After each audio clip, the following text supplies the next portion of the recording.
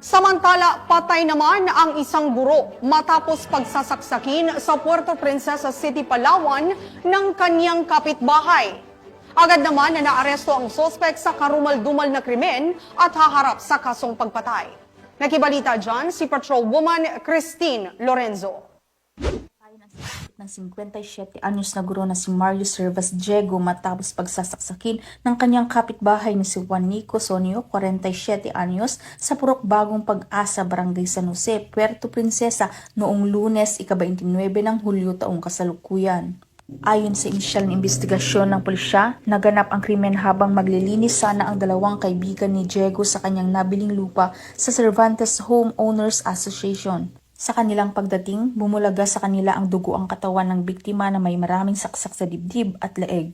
Agad nilang isinugod si Diego sa ospital, subalit hindi na siya umabot ng buhay.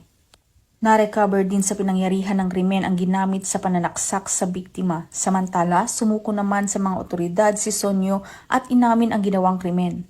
Ayon sa mga ulat, matagal nang may alitan sa lupa ang biktima at sospek na posibleng naging ugat ng karumal-dumal na insidente.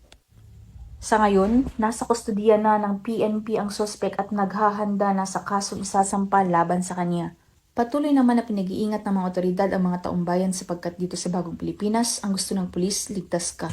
Mula dito sa Home of the Police, Echo Warriors, Calapan City, Oriental Mindoro, ako ang inyong PNN correspondent, Patrolwoman Christine Lorenzo, alagad ng batas, tagataguyod ng Balitang Pulis.